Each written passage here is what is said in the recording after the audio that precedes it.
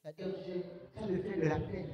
Mais si je fais le choix de la compassion, je vais au marché, ou bien je donne à la personne de l'argent, je dis, prochainement, je veux que tu t'achètes des vêtements. C'est le cœur.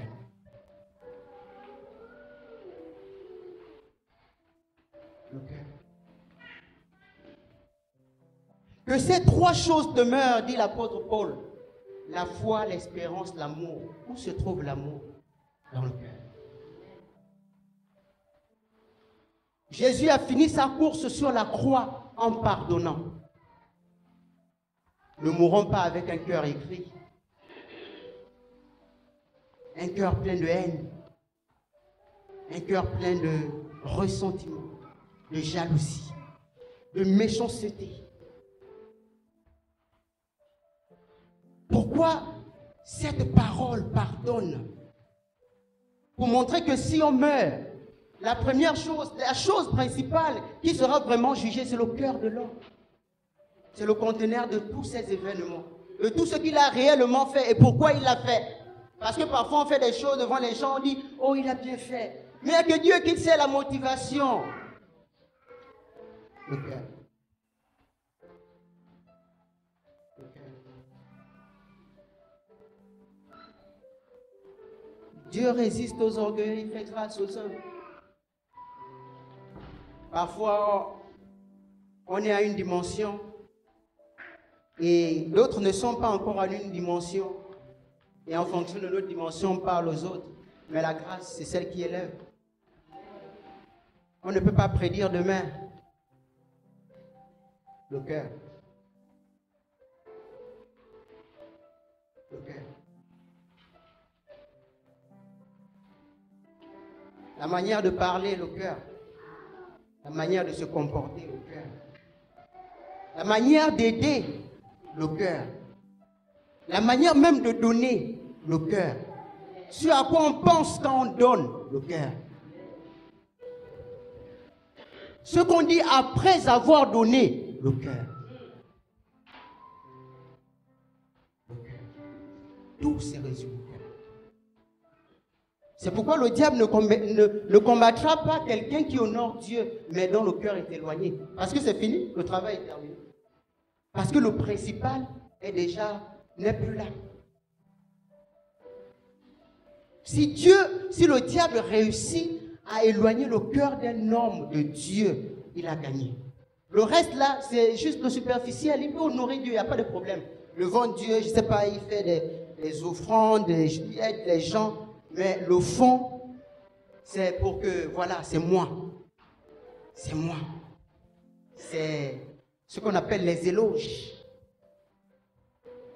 Les louanges. C'est à cause de ça que Lucifer est tombé.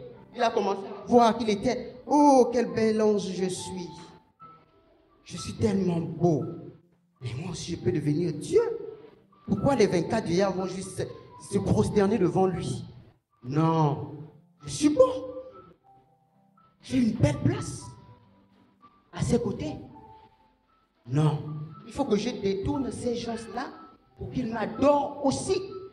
C'est pourquoi Matthieu 4, il dit à Jésus, je te donne tout ça, agenouille-toi. Le même scénario se répète. Le cœur de Jésus qu'il voulait. Le cœur. Moïse a demandé à Dieu, je veux te voir. Je suis à une dimension où c'est plus ta main que je cherche. J'ai vu les miracles, j'ai vu, tu as divisé la mer en deux, j'ai vu tout ça.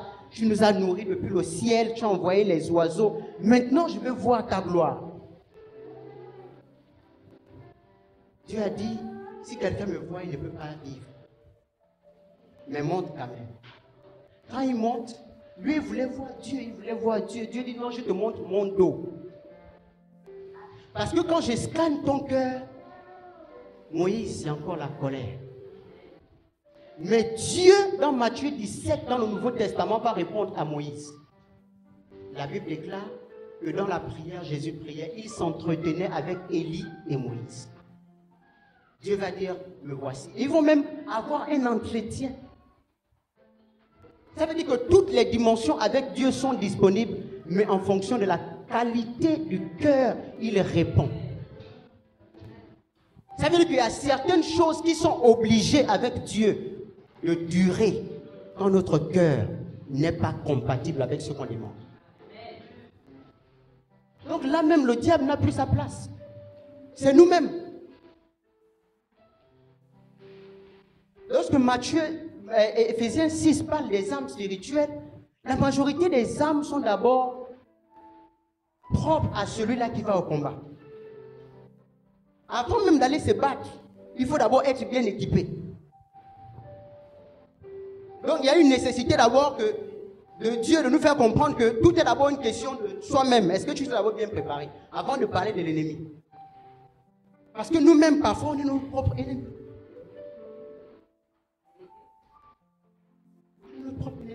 Le diable ne travaille qu'avec les outils qu'on lui donne.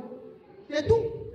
Il dit à la femme, est-ce que Dieu a réellement dit? Il ne contredit pas la femme. Hein. Il dit, est-ce que Dieu a réellement dit? À partir de là, elle commence à avoir des doutes. Est-ce que Dieu a réellement dit? Il ne craint pas des instruments. Il travaille avec nos croyances, nos sentiments, nos pensées. Non, je sens que cette maladie va me tuer. Non, je sens que la situation là ne va jamais finir. Et il te fait croire ça. C'est tout. Sans effort. Le cœur. Et pourtant, la consigne avait été claire. La parole était claire de ne pas manger. Est-ce que Dieu a réellement dit? La stabilité dans ta foi, le cœur. La stabilité dans ta confiance en Dieu, le cœur. Les compromissions, le cœur. Non, c'est mieux que j'aille essayer finalement. Le cœur, l'instabilité. Non, c'est mieux que finalement j'essaie une autre solution. J'emprunte une autre voie parce que ça perdure le cœur. Anne pleurait tous les jours. Je n'ai pas d'enfant, je n'ai pas. L'amertume est devenue amère. Dieu a dit, c'est pas le moment. Quand elle a dit, bon, si tu me donnes un fils, je vais te le donner. Ah, Dieu dit, ah bon. Donc finalement, ta motivation, c'est en fait que quelqu'un reste sur terre après toi, reste à te servir, reste à tracer ta généalogie sur la terre, mais la motivation est maintenant bonne. Je peux maintenant t'exaucer. Parce qu'au départ, je vois que tu répondais beaucoup à Pénina. L'objectif pour toi, c'était de montrer que, oh, mais toi aussi tu peux enfanter, c'est comment?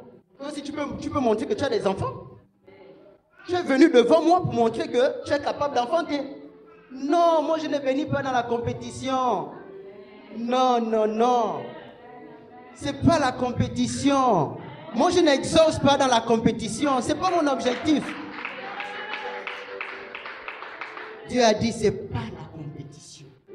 C'est beaucoup plus. Non, c'est beaucoup plus important que ça. Tu peux pas être dans la compétition.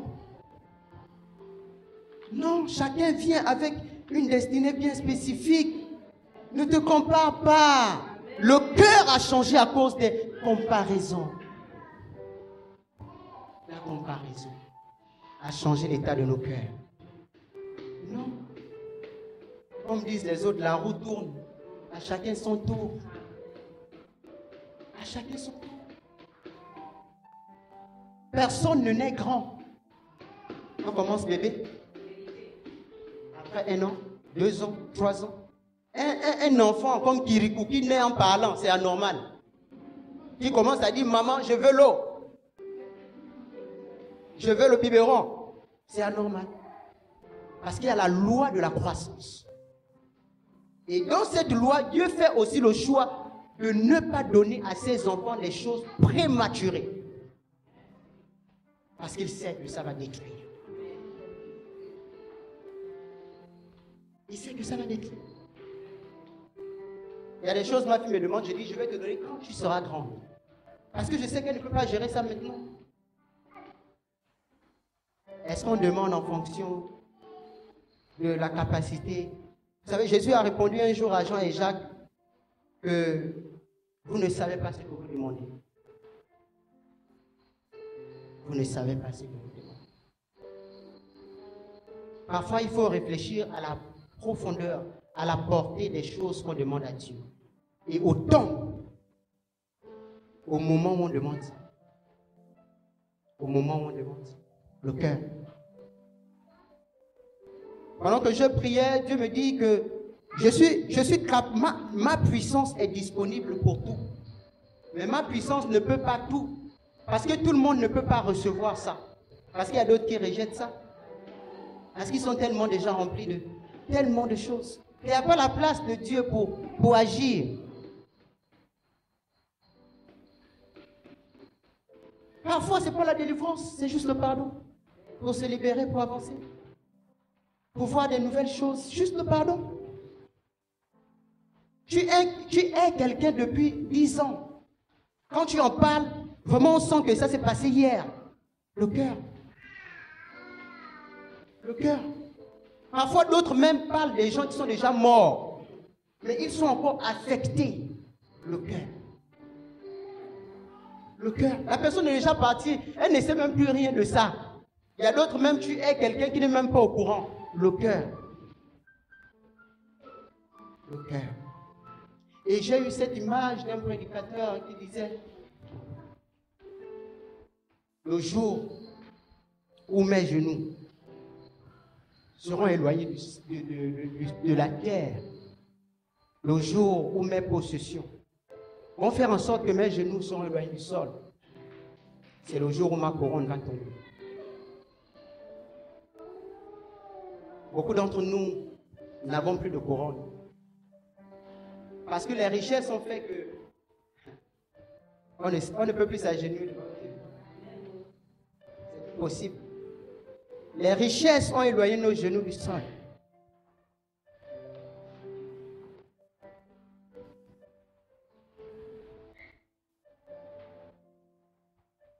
Les genoux sont loin du sol. Et la condition pour Dieu pour maintenir la richesse d'un homme, c'est les genoux au sol. Le mystère de Dieu, depuis des siècles, c'est de garder les hommes précieusement dans sa présence. Longtemps. Et au moment où ils s'aperçoivent qu'ils sont en train de ralentir avec Dieu, Dieu les donne les choses de manière calculée mathématiquement mal, si je peux dire ça comme ça. C'est-à-dire des choses dans le monde des hommes qui demandent 15 ans pour obtenir dans 101 jours. Mais de tels hommes sont des hommes dont les genoux sont au sol. Ils disent, même si on m'appelle DG, je suis ton fils. Même si je gagne 15 millions par mois, moi, mes genoux sont là. Parce que tu es le Abba de tout ça. Tu es la source. C'est toi le Abba. Mais lorsqu'on renie le Abba, on se déconnecte de la source. Il n'y a plus rien qui coule. On gère le reste. Le reste. Et donc à partir de là, chacun peut répondre. Est-ce qu'on honore Dieu et le cœur est éloigné? Est-ce qu'on honore Dieu et le cœur est proche? Est-ce qu'on honore même pas Dieu et le cœur est éloigné? Chacun en ce moment dans son fort intérieur est capable de répondre à cette question. Si on doit te supplier, vous venez à l'église pour honorer le Dieu qui te donne le souffle de vie. Il y a un passage simple qui m'a choqué. La Bible dit que l'homme debout n'est qu'un souffle. Le souffle. Tout ce que tu as là, c'est juste le souffle. S'il retire. Pourquoi l'orgueil? Pourquoi? Pourquoi faire mal à mon prochain? Pourquoi? Pourquoi critiquer? Pourquoi? Je ne suis que le souffle. C'est tout. Chacun s'est réveillé ce matin miraculeusement. Chacun de nous est juste le souffle. Il n'y a rien. Les costumes, il n'y a rien. C'est la poussière. L'Ecclésiaste dit la poussière. Tout est poussière, retourne dans la poussière. C'est la poussière, tout ça. À partir de là, si on comprend ça, Dieu prend les humbles, les élèves, et les maintient. Oui, c'est possible d'être riche, humble, servant Dieu, honorant Dieu, étant proche de Dieu. C'est possible, c'est pas incompatible. Mais c'est le cœur. C'est tout. C'est le cœur.